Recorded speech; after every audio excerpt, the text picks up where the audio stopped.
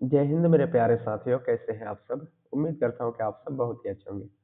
मेरे प्यारे साथियों, आज हम सब करने वाले हैं बिहार बोर्ड इंटर परीक्षा 2026 और क्रैश कोर्स ब्रह्मास्त्र बुक का प्रैक्टिस। ठीक है, तो हम सब ने पिछली क्लास में हिंदी का प्रैक्टिस किया है और अब हम सब ज्योग्राफी का प्रैक्टिस करने वाले हैं। ठीक है, तो जो भी नए हैं मैं उन सब से यही कहना चाहूँगा कि आप हमारे साथ प्रैक्टिस कीजिए, आपका भी फायदा होगा और हमारा भी फायदा होगा। ठीक है, अगर इसका पीडीएफ लेना चाहते हैं तो आप हमारे टेलीग्राम में इसका पीडीएफ भी ले सकते हैं। ठीक है मेरे प्यारे साथियों, आज हम सब करने वाले हैं ज्योग्राफी का और आज से हमारा क्लास स्टार्ट हो गया। ठीक है, तो सबसे पहला सवाल है, हरित भारत में हरित क्रांति शुरू हुई थी। ठीक है, पहला सवाल है, भारत में हरित क्रांति शुरू हुई थी, तो इसका राइट आंसर है ऑप्शन नंबर बी, 1960 के दशक के में। ठीक है, 1960 के दशक में हुई थी। ठीक है, अगला सवाल है, निम्न में से कौन सबसे महत्वपूर्ण जूट उत्पादक क्षेत्र है। कृष्ण डेल्टा है, नर्मदा डेल्टा, कावेरी डेल्टा और गंगा डेल्टा। ठीक है, तो इसमें से राइट आंसर हो जाएगा option number C, Ganga delta. ठीक है, option number C right answer. अगला सवाल देखते हैं। अगला सवाल कह रहा है, भारत में चावल का सबसे बड़ा उत्पादक राज्य कौन सा है। बिहार, उड़ीसा, पश्चिम बंगाल और आंध्र प्रदेश। ठीक है, जो चार का ऑप्शन नंबर बी हो जाएगा, उड़ीसा। ठीक है, अगला सवाल है, गेहूं की खेती के लिए आदर्श तापमान कितना होना चाहिए। यानी गेहूं की खेती के लिए तापमान कितना होना चाहिए, तो इसका right answer option number D हो जाएगा। ठीक है, तो ऑप्शन नंबर बी हो जाएगा, क्योंकि 10 degree centimetre minus 20 degree centimetre. ठीक है, तो इसका right answer option number B हो जाएगा। चलिए अगले सवाल को देखते हैं। अगला सवाल कह रहा है, खरीफ फसल की कृषि ऋतु क्या है। ठीक है, खरीफ फसल जो होता है उसकी कृषि क्या होगा। ठीक है, ऑप्शन नंबर डी हो जाएगा। ठीक है, क्योंकि जून से सितंबर होता है। ठीक है, अगला सवाल है, रबी की फसल पैदा होती है। रबी की फसल पैदा होती है, कब होती है, तो 6 का ऑप्शन नंबर ए हो जाएगा। ठीक है, शीत ऋतु में। अगले सवाल को देखते हैं। मेरे प्यारे साथियों, हम सब जो है इसका प्रैक्टिस करने वाले हैं। ठीक है, ये नहीं कि आज हम सब पढ़ने वाले हैं, पढ़ाई तो हम सब ने कर चुके हैं और अब हम सबको प्रैक्टिस करने की जरूरत है। ठीक है, तो आप सब बीच में ना छोड़ें, क्योंकि इसको पूरा देखना जरूरी है, क्योंकि ये महत्वपूर्ण और इम्पोर्टेंट जो भी समझो ये बहुत ही जरूरी क्वेश्चन है। ठीक है, अगला सवाल है, निम्नलिखित में कौन औद्योगिक नगर है। ठीक है, 7 नंबर का है, तो ऑप्शन नंबर ए हो जाएगा, जमशेदपुर। अगला सवाल, निम्नलिखित बस्तियों के प्रतिरूपों में कौन सा सड़कों के किनारे विकसित होता है। ठीक है, कौन सा सड़कों के किनारे विकसित होता है, तो ऑप्शन नंबर बी हो जाएगा, रेखीय। ठीक है, ऑप्शन नंबर बी रेखीय। अगला सवाल है, नदी सड़क के सहारे बसा गांव किस प्रतिरूप में आएगा। ठीक है, तो ये भी ऑप्शन नंबर ए हो जाएगा, रेखीय। ठीक है, 9 का ऑप्शन नंबर ए। अगला सवाल है, मिलियन सिटी की जनसंख्या होती है। मिलियन सिटी की जनसंख्या होती है, तो इसका ऑप्शन नंबर क्या कितना हो जाएगा, 1 लाख से कम, 5 लाख से कम, 10 लाख से कम, नहीं 10 लाख से अधिक। ठीक है, तो ऑप्शन नंबर सी हो जाएगा। ठीक, अगला सवाल है, रेखीय नगर का विकास होता है। ठीक है, रेखीय नगर का विकास होता है, तो इसका right answer option number A हो जाएगा। ठीक है, नदी के सहारे, कहा ऑप्शन नंबर ए, नदी के सहारे। चलिए अगले सवाल को देखते हैं। अगला सवाल है, सर्वाधिक प्रदूषण मिलता है। ठीक है, किसमें मिलता है, ऑप्शन नंबर बी हो जाएगा, मलिन बस्ती में। किसमें, मलिन बस्ती में। यहाँ पे आप देख सकते हैं इसका आंसर दिया हुआ है। ठीक है, चलिए अगले सवाल को देखते हैं। अगला हमारा सवाल है, कुलगार्डी किस देश में अवस्थित है। ठीक है, तो इसका right answer option number C हो जाएगा। ठीक है, ऑस्ट्रेलिया में। नैनीताल किस प्रकार का नगर है। नैनीताल किस प्रकार का नगर है, किस प्रकार का नगर है, ठीक है। तो इसका right answer option number C हो जाएगा, पर्यटन नगर, ठीक है, ऑप्शन नंबर सी। अगला सवाल, निम्नलिखित में से कौन सी नगरीकरण की समस्या नहीं है, ठीक है। तो इसका right answer option number A हो जाएगा, ठीक है। अगला सवाल देखते हैं। अगला सवाल क्या कहता है, निम्नलिखित में से कौन सांस्कृतिक नगर है, ठीक। सांस्कृतिक नगर कौन सा हो जाएगा, तो उसका क्या हो जाएगा, मक्का,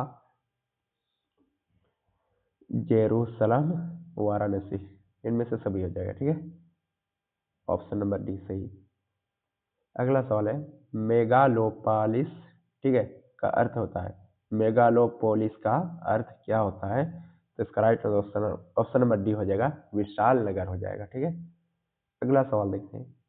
अगला सवाल कहता है, भारत का प्रति वर्ग किलोमीटर जनसंख्या घनत्व तो 2011 है, ठीक है, प्रति, तो 382 हो जाएगा, ठीक है। 18 का ऑप्शन नंबर बी 382। अगला सवाल देखते हैं, भारत में राज्यों की कुल संख्या सन 2020 में कितनी है, ठीक है, भारत में। तो 19 का ऑप्शन नंबर ए हो जाएगा, 28 राज्यों की संख्या कितनी है, 28 राज्य है। अगला सवाल देखते हैं। अगला सवाल कह रहा है, 2011 की जनगणना के अनुसार भारत के किस राज्य जनसंख्या घनत्व तो निम्न, क्या लिखा है, निम्नतम है, ठीक है, न्यूनतम है। इसका राइट आंसर हो जाएगा ऑप्शन नंबर ए हो जाएगा, ठीक है, अरुणाचल प्रदेश हो जाएगा, ठीक है, मेघालय तो नहीं होगा, बिहार तो है ही नहीं, ठीक है, ऑप्शन नंबर ए हो जाएगा, अरुणाचल प्रदेश। अगला सवाल है, निम्नलिखित राज्यों में किस एक जनसंख्या का घनत्व सर्वाधिक है, 21 का ऑप्शन नंबर ए हो जाएगा, पश्चिम बंगाल, ठीक है। चलिए अगले सवाल को देखते हैं। अगला सवाल है, बिहार के लोग किस भाषा परिवार समूह से संबंधित है, ठीक है, बिहार के जो लोग हैं वो किससे है संबंधित है, ठीक है, तो ऑस्ट्रिक से है, ठीक है, ऑप्शन नंबर ए हो जाएगा, right answer option number A. अगला सवाल देखते हैं, भारत में पूर्ण जनगणना पहली बार कब हुई थी, तो 1821 में हुआ था, ठीक है, तो इसका भी ऑप्शन नंबर ए हो जाएगा, ये 1881 में हुआ था। भारत में पूर्ण जनगणना पहली बार कब हुई थी, तो 1881 में हुई थी, ठीक है। चलिए अगले सवाल को देखते हैं। अगला सवाल कह रहा है, भारत में नगरीय जनसंख्या का प्रतिशत है, ठीक है, नगरीय प्रतिशत, तो इसका राइट ऑप्शन नंबर ए हो जाएगा, 31%, ठीक है। चलिए इसका अगर स्क्रीनशॉट लेना चाहते हैं तो इसका स्क्रीनशॉट ले सकते हैं, ठीक है, ले लीजिए, इसका स्क्रीनशॉट ले लीजिए, यहाँ तक ले लिए। चलिए अगले सवाल को देखते हैं।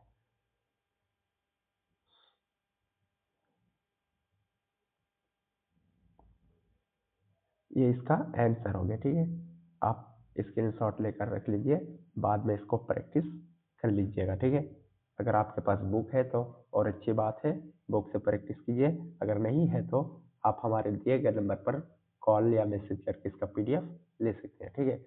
इसका मात्र आप 49 रुपये रखे हैं, आप जितना दे सकते हैं इसको देकर ले सकते हैं, ठीक है, क्योंकि हमें भी मेहनत लगता है पीडीएफ बनाने में, इसलिए हम थोड़ा बहुत आप लोगों से ले लेते हैं, ठीक है। ऐसा नहीं है कि हम जबरदस्ती आपसे बोलेंगे, अगर आपके मन में जितना हो सके आप हमारा भी हेल्प करने की कोशिश करेंगे, ठीक है। चलिए अगले सवाल को देखते हैं। अगले सवाल है, निम्नलिखित में से किस भाषा परिवार की जनसंख्या भारत में सबसे कम है, ठीक है। क्या कहता है, निम्नलिखित में से किस भाषा परिवार की जनसंख्या भारत में सबसे कम है, तो इसका ऑप्शन नंबर ऑस्ट्रेलिया, नहीं, चीन तिब्बती हो जाएगा, ठीक है, ऑप्शन नंबर सी हो जाएगा, ठीक है, चीनी तिब्बती। चलिए अगले सवाल को देखते हैं। अगला सवाल है, 2011 की जनगणना के अनुसार बिहार में प्रति वर्ग किलोमीटर जनसंख्या घनत्व है, ठीक है, कितना है, तो 26 का ऑप्शन नंबर बी हो जाएगा, 1106, ठीक है। अगला सवाल देखते हैं। अगला सवाल कहता है 2011 की जनगणना के अनुसार भारत के किस राज्य की जनसंख्या सबसे कम है? तो ये सिक्किम हो जाएगा। ठीक है, ऑप्शन नंबर डी सिक्किम। अगला सवाल है नागपुर योजना संबंधित है किससे? सड़क परिवहन से। ठीक है, 28 का ऑप्शन नंबर ए हो जाएगा, सड़क परिवहन से। राष्ट्रीय जलमार्ग संख्या 1 का विस्तार है इलाहाबाद से हल्दिया। ठीक है, ऑप्शन नंबर ए। अगला सवाल देखते हैं हजीरा विजयपुर जगदीशपुर अवस्थित है। ठीक है, कहाँ पे है? तो ऑप्शन नंबर सी हो जाएगा, ऑप्शन नंबर सी गुजरात में। ठीक है, अगला सवाल है भारत का सबसे लंबा राष्ट्रीय राजमार्ग है। ठीक है, NH 44 है। ठीक है, NH 44। अगला सवाल है निम्नलिखित में से कौन सा पतन पूर्वी तट पर स्थित है? ठीक है, तो ये मुंबई हो जाएगा। ठीक है, 32 का मुंबई नहीं, प्रादीप। हाँ, प्रादीप तो है। ठीक है, ऑप्शन नंबर डी हो जाएगा, प्रादीप। ठीक है, अगला सवाल देखते हैं। अगला सवाल कह रहा है निम्नलिखित राज्यों में किसमें जवाहरलाल नेहरू समुद्री पतन अवस्थित है? ठीक है, 33 का ऑप्शन नंबर सी हो जाएगा, महाराष्ट्र। क्या हो जाएगा? महाराष्ट्र हो जाएगा। तूतीकोरिन पतन स्थित है किससे? ऑप्शन नंबर सी हो जाएगा, तमिलनाडु से। ठीक है, अगला सवाल है कोची पतन अवस्थित है। ठीक है, तो ये कोची किससे है? तो ये केरल में है। ठीक है, कहाँ? केरल में। चलिए अगले सवाल को देखते हैं। अगला सवाल है कोलकाता पतन स्थित है। कोलकाता पतन स्थित है। ठीक है, तो इसमें क्या हो जाएगा? पश्चिम बंगाल हो जाएगा। देखते हैं ऑप्शन में क्या है। हाँ ठीक है, ऑप्शन नंबर बी हो जाएगा, पश्चिम बंगाल हो जाएगा।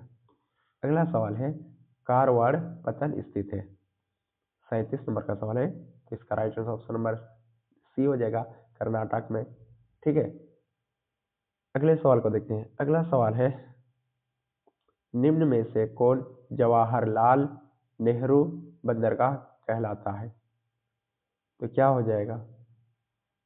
38 का ऑप्शन नंबर सी हो जाएगा, नाहवा शेवा।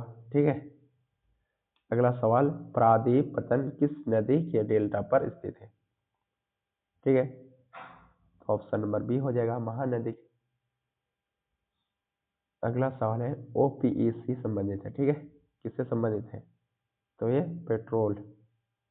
पेट्रोलियम से। ठीक है, अगला सवाल देखते हैं भारत का सबसे बड़ा पतन है कौन? मुंबई। ठीक है, ऑप्शन नंबर ए मुंबई हो जाएगा। ठीक है, चलिए अगले सवाल को देखते हैं। अगला सवाल है कोलकाता पतन किस नदी पर स्थित है? 42 नंबर का सवाल है कोलकाता पतन किस नदी पर स्थित है? तो ऑप्शन नंबर बी हो जाएगा। ठीक है, हुगली नदी। औद्योगिकरण से कौन सा प्रदूषण होता है? ठीक है, 43 नंबर का सवाल है, तो इनमें से वायु प्रदूषण हो जाएगा, जल प्रदूषण, ध्वनि प्रदूषण। ठीक है, औद्योगिकरण से तो इनमें से सभी हो जाएगा, ऑप्शन नंबर डी हो जाएगा, इनमें से सभी। ठीक है, अगला सवाल देखते हैं। अगला सवाल कह रहा है विशालतम गंदी बस्ती धारावी अवस्थित है। ठीक है, तो इसका ऑप्शन नंबर बी हो जाएगा, मुंबई। ठीक है, ध्वनि की माप की इकाई क्या होता है? डेसिबल होता है। ठीक है, ये तो फिजिक्स में। अगला सवाल है ध्वनि प्रदूषण के प्रमुख स्रोत है। ठीक है, 46 का ऑप्शन नंबर डी हो जाएगा, उपरोक्त सभी, क्योंकि उद्योग है, मोटर वाहन है, लाउड स्पीकर है। ठीक है, सभी हो जाएगा। अम्लीय वर्षा का कारण होता है। अम्लीय वर्षा का कारण होता है, तो 47 का ऑप्शन नंबर बी हो जाएगा, वायु प्रदूषण। अगला सवाल है निम्नलिखित रोगों में से कौन वायु जन्य नहीं है? तो इसका राइट आंसर क्या हो जाएगा? ऑप्शन नंबर सी, अतिसार। ठीक है, तो हम सबने कितना 47 को ऑब्जेक्टिव क्वेश्चन अभी तक देख लिया। ठीक है, चलिए इसका स्क्रीनशॉट लेना चाहते हैं तो इसका स्क्रीनशॉट ले सकते हैं। चलिए इसका स्क्रीनशॉट ले लीजिए, यहाँ तक ले लिए, इसका स्क्रीनशॉट ले लीजिए।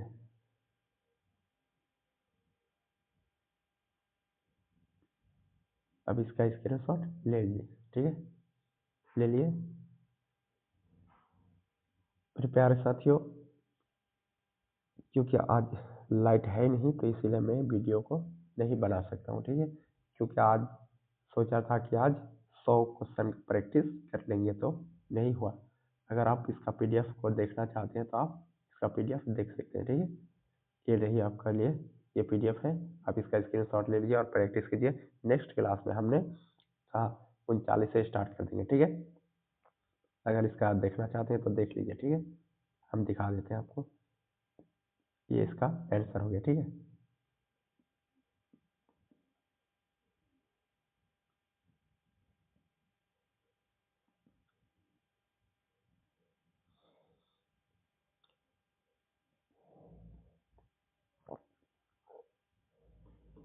ठीक है, तो हम आज यहीं तक अपनी क्लास को समाप्त करते हैं, क्योंकि मेरे प्यारे साथियों लाइट है नहीं तो इसके लिए हम आप सबसे माफ़ी चाहते हैं, क्योंकि हम वीडियो नहीं बना सकते हैं।